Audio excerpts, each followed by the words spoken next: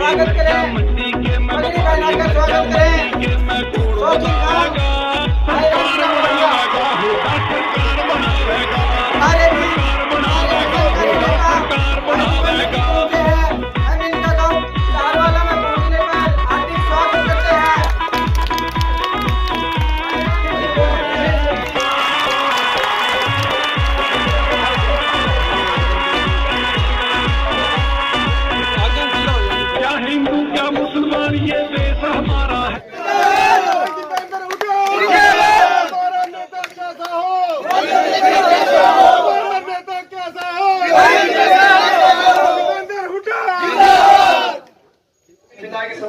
नौजवान साथी, जहां तक आवाज आ रही है, मातृशक्ति आज गांव में पहुंचे, आपने इतना मान सम्मान किया। मैं सबसे पहले आप सबका बहुत बहुत धन्यवाद करना चाहता हूं। चुनाव है और हर चुनाव महत्वपूर्ण होता है और हर चुनाव का नतीजा महत्वपूर्ण होता है।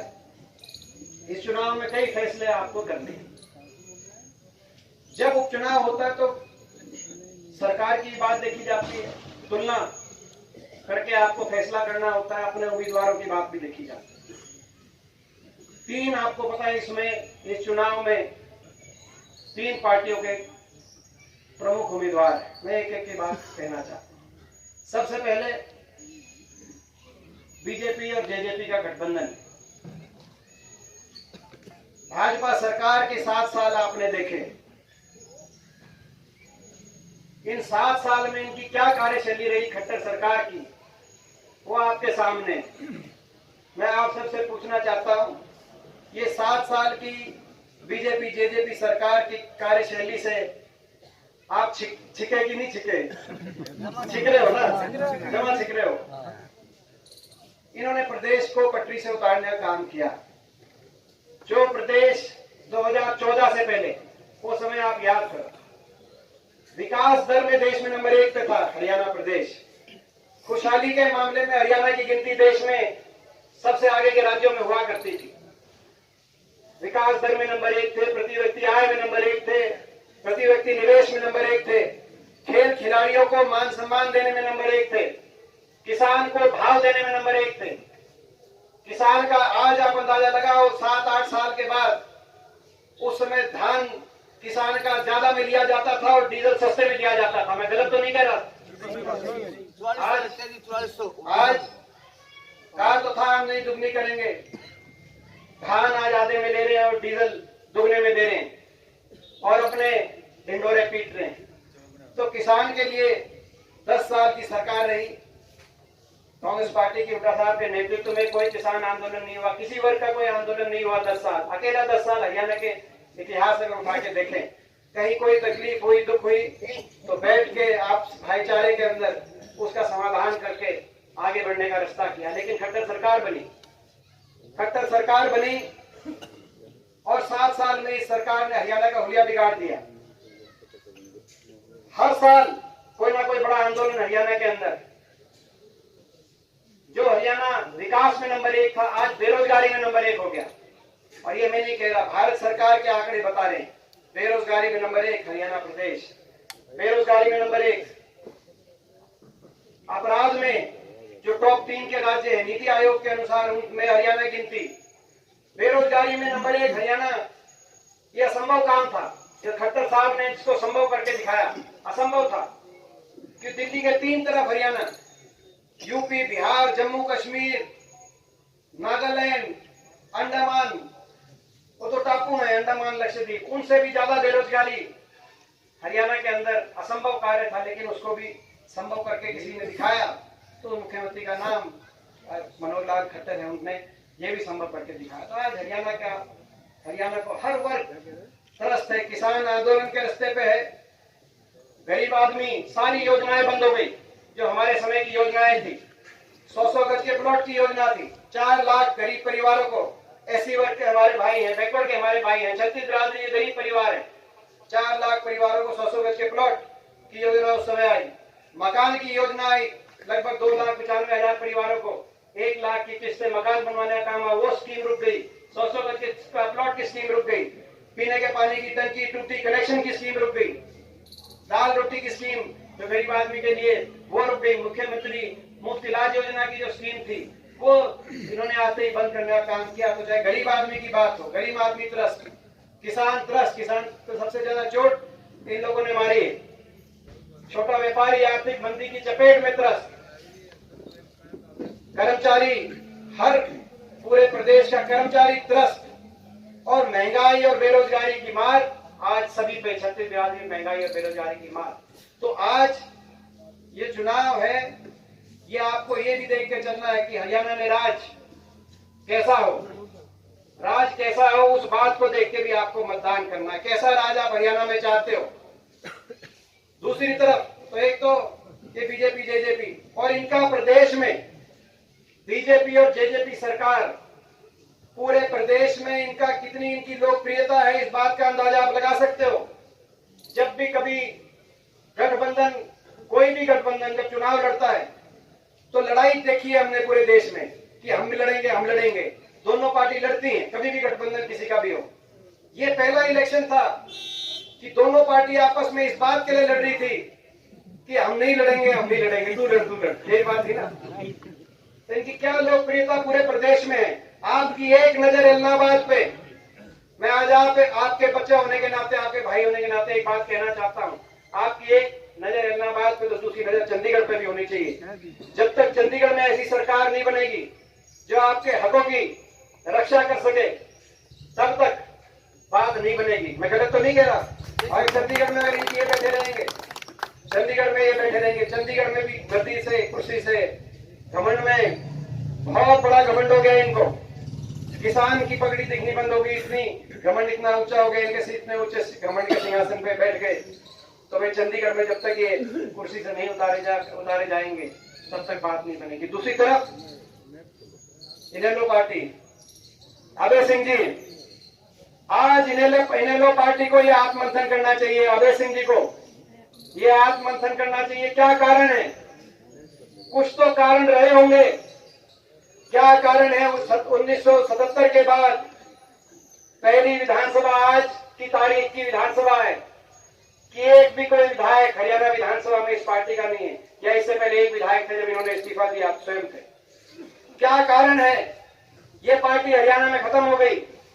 हरियाणा किसी को कोने में क्या कारण है, जब चुनाव हुआ 2019 का विधानसभा का चुनाव हुआ, क्या कारण है कि 88 सीटों पर इनकी जमानत जब्त हुई हरियाणा के अंदर।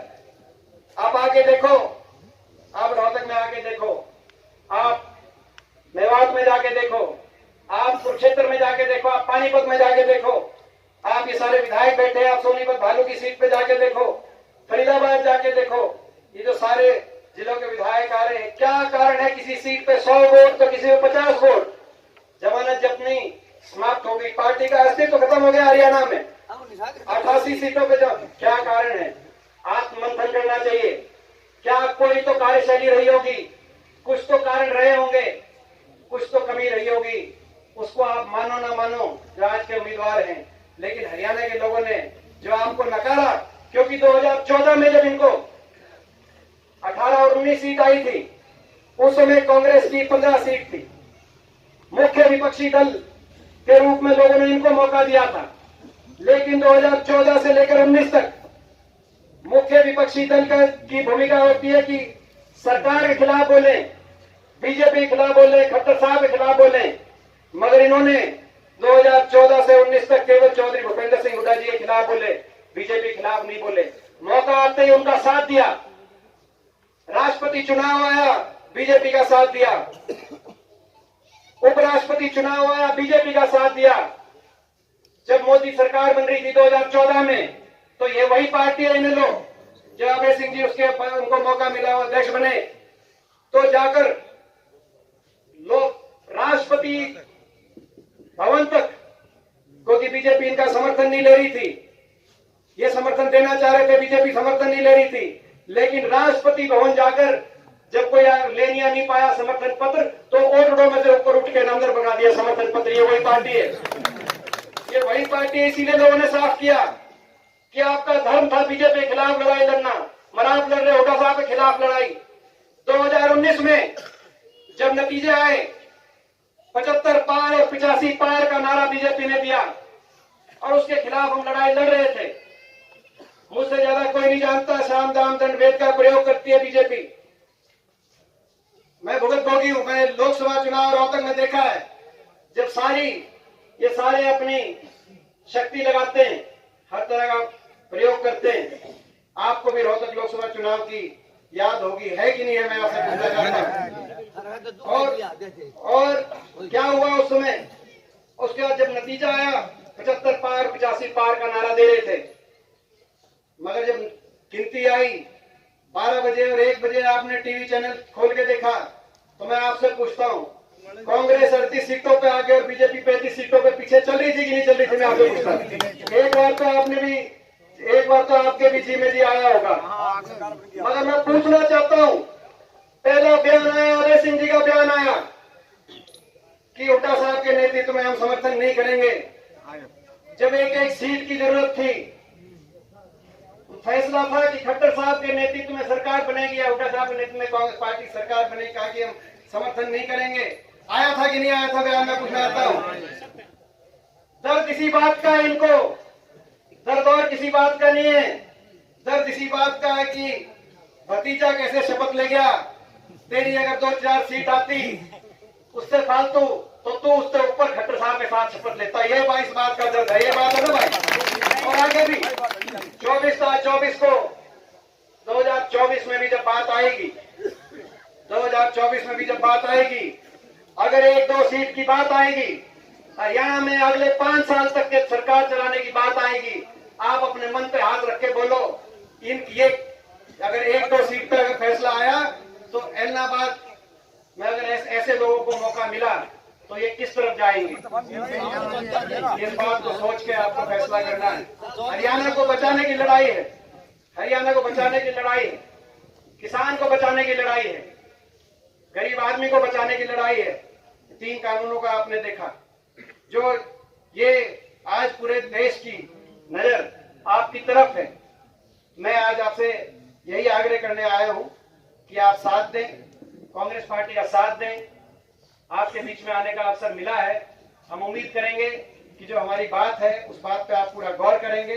कांग्रेस पार्टी को एक वोट देके 2024 में, कि आज पूरा प्रदेश आपकी तरफ देख रहा है, चौधरी भूपेंद्र सिंह हुड्डा जी और कांग्रेस पार्टी की तरफ एक सकारात्मक विकल्प प्रदेश में मिले, उस तरफ जो है हरियाणा को लेके जाने के लिए सारा प्रदेश देख रहा है। एक यहाँ से एक अच्छा संदेश जाए। तो मैं एक बार फिर आप सबका धन्यवाद करता हूँ। इतना मान सम्मान आपने जो दिया है, आज बहुत आपका जो है आशीर्वाद मिला, बहुत बहुत धन्यवाद। जय हिंद, जय राम जी की, जय चारवाड़ा गांव की। और हमारे प्रत्याशी पवन बेनीवाल जी, तो आप ज्यादा इनका साथ है, कांग्रेस पार्टी के प्रत्याशी। सिरसा का लक्ष्य कोचिंग क्लासेस बना। एकमात्र विश्वसनीय संस्थान लक्ष्य कोचिंग क्लासेस में हरियाणा राजस्थान की बेहतरीन टीम के द्वारा अध्ययन करवाई जाती है। ऑफलाइन क्लासेस उपलब्ध, साथ ही अनुभवी टीम द्वारा निशुल्क स्टडी मटेरियल भी करवाया जाता है। उपलब्ध हरियाणा का एकमात्र संस्थान जिसने सबसे ज्यादा बेरोजगार युवाओं को दिलवाया रोजगार बिना देरी। आज ही चुनिए अपना लक्ष्य कोचिंग क्लासेस, सिरसा नजदीक बस स्टैंड, ऑपोजिट तलवार हॉस्पिटल।